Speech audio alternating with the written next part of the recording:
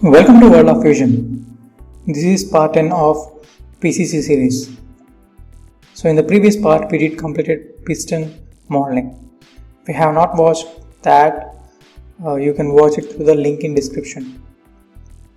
So in this part we are going to assemble all the components that we have modeled. So without further ado, let's get started. So I'm going to hide the piston and let's see what are the parts that we have. So all the parts done, and I would like to start assembling from the crankshaft. So let's hide piston and connecting rod. Fine.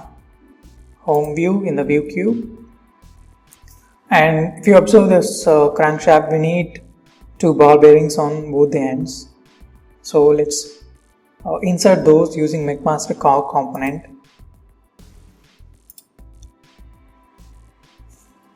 So I want you to copy this code and you'll get this option. Just click on this, and in the bottom, if you see, here we have product detail, and here just switch to 3D stepped and say download, and that bearing will be imported to the canvas, and just reposition it so that it won't obstruct our view, and change the angle also, because this is the way that we assemble it, right?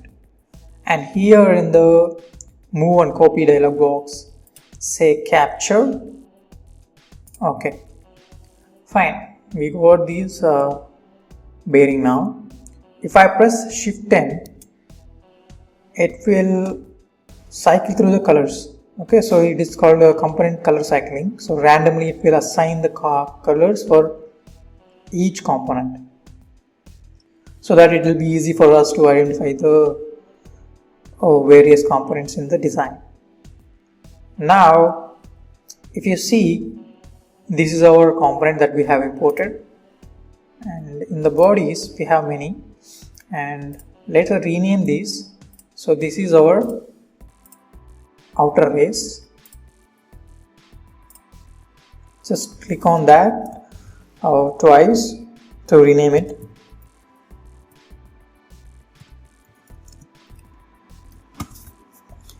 And this is our inner race.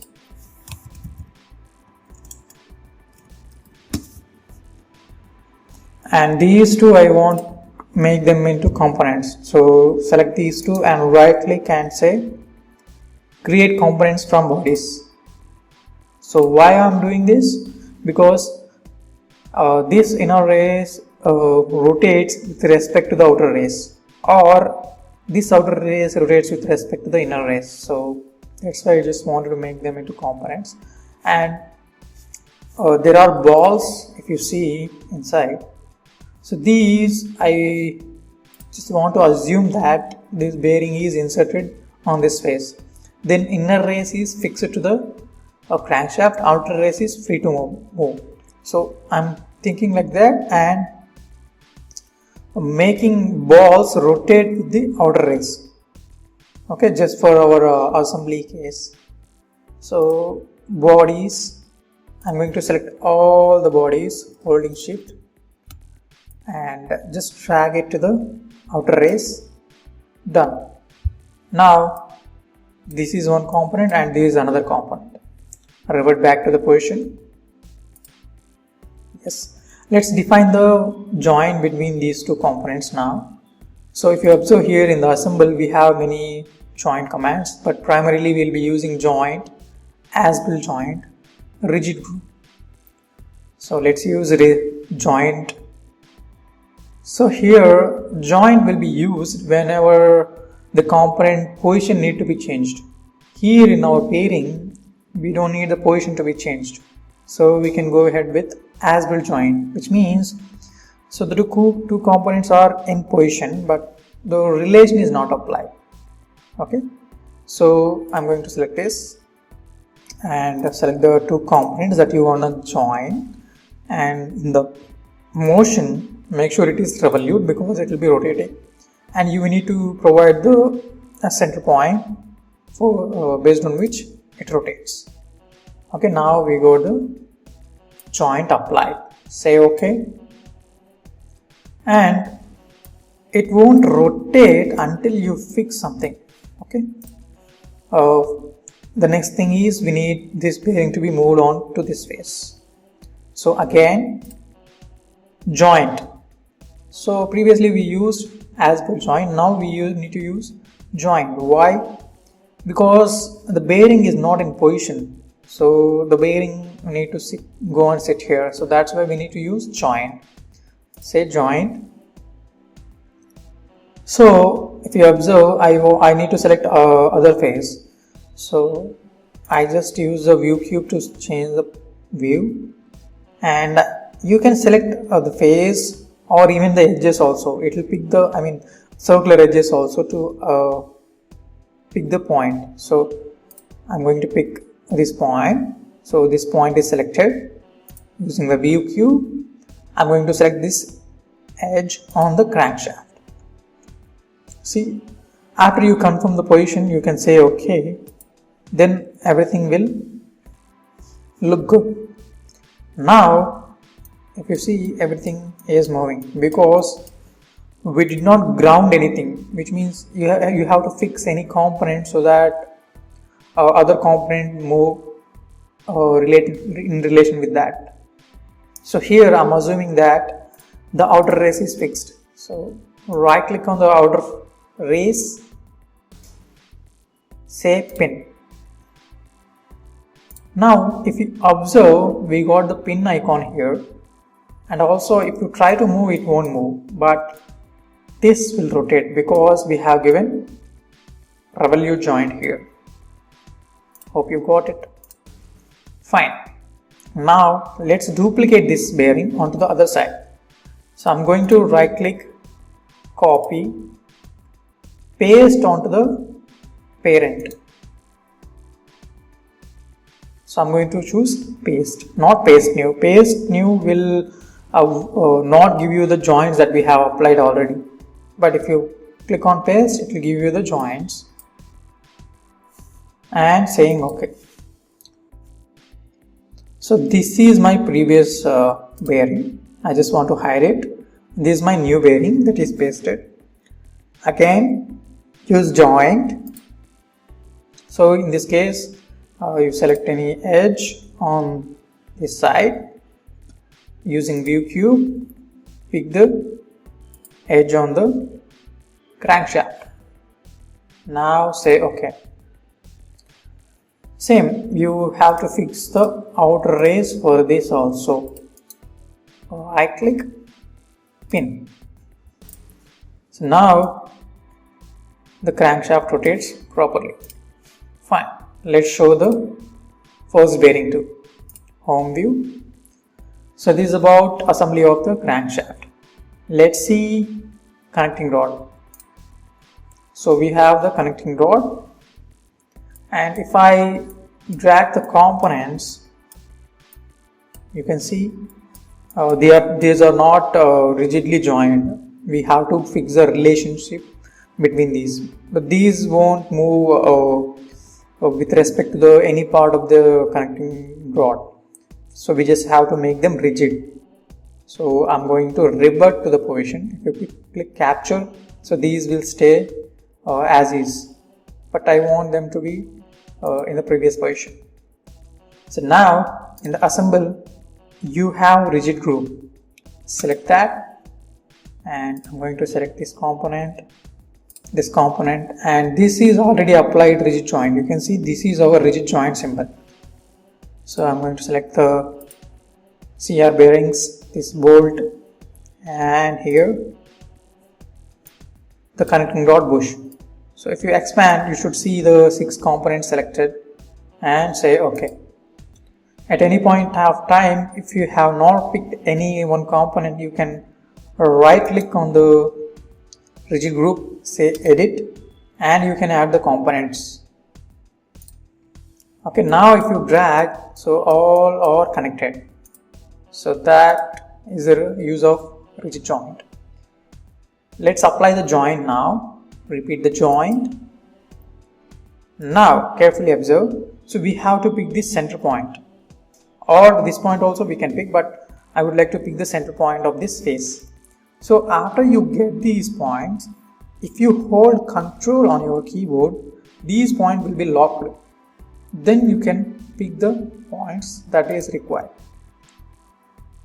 I have selected the center point, and here same.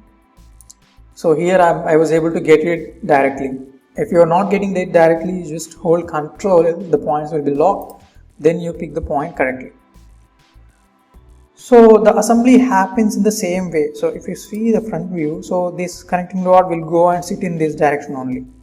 But I want the connecting rod to be vertical. So I'm going to rotate it about 90 degrees. Say OK. Now you can see that we got the connecting rod assembled. If you rotate it, so we can see that this connecting rod is rotating with the crankshaft. But if you rotate this bearing,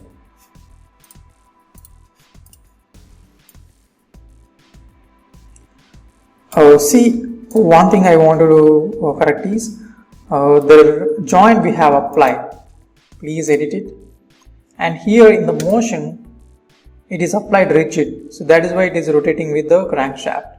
So switch to revolute and say OK. Now if you rotate this bearing, so the crankshaft and the connecting rod will stay in position, and only crankshaft will rotate and it will be good. So this is the correct way to do it.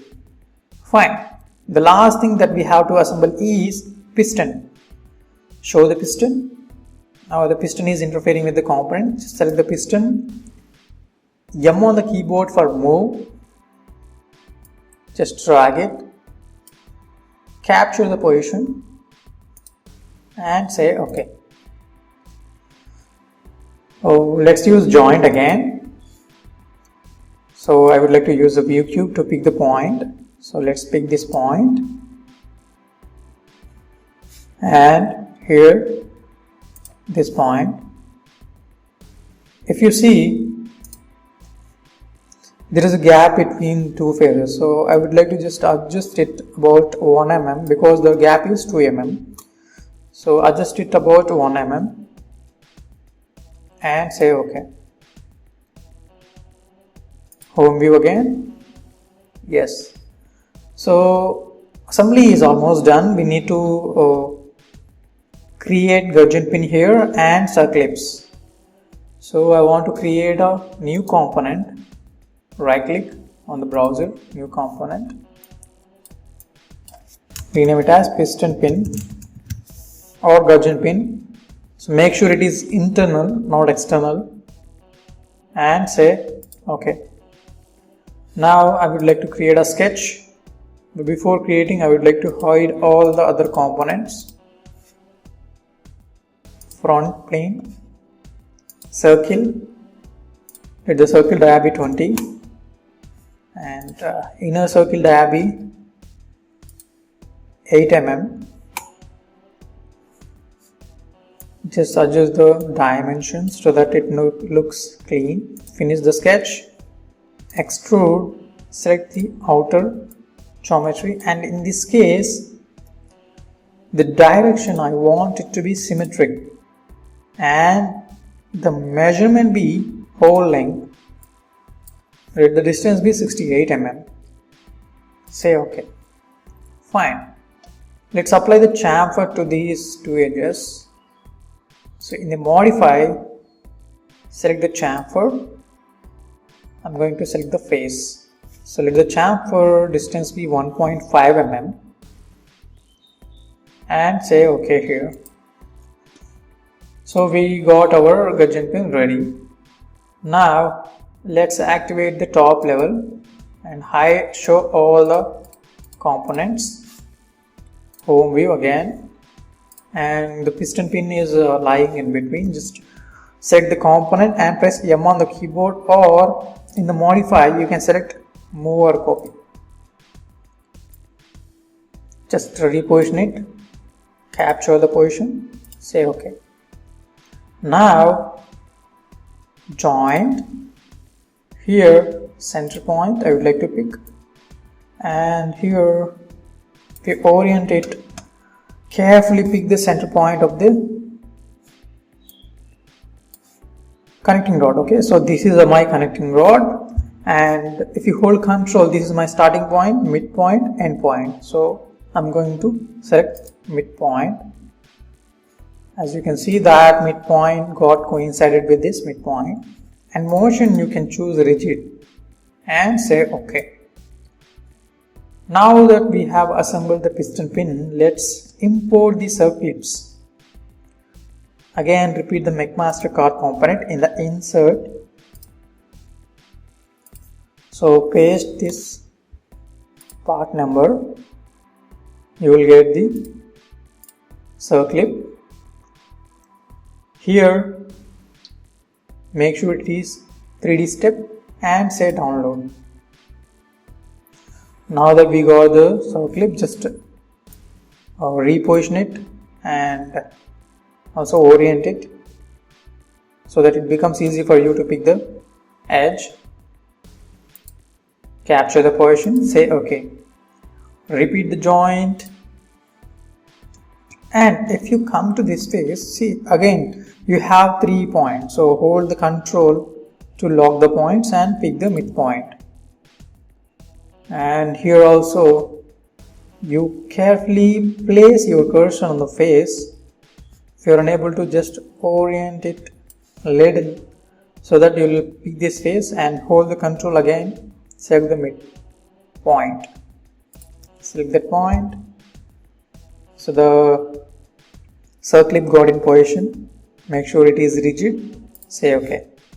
Again we just have to copy it, right click on the browser and paste it. I'm going to say OK. Hide the first component, repeat the joint and pick this face, so hold it. Okay, so it is not clearly visible, you can just orient it. See, actually it is middle. Okay, so just pick this, and on the other side, so if you place your cursor on the face, you will get the midpoint. Now you got the circlip positioned correctly.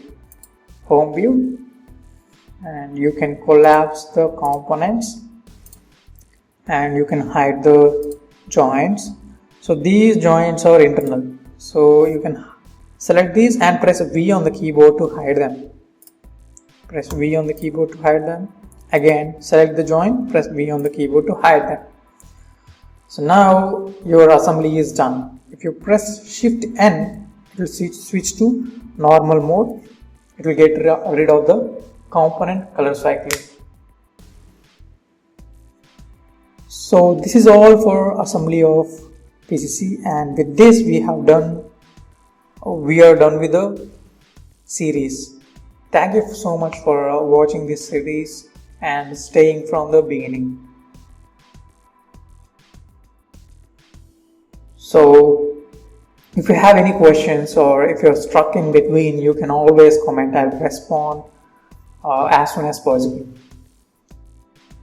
Since you have watched until last, please consider liking and subscribing, and do follow our Instagram account. We'll be posting daily quizzes there.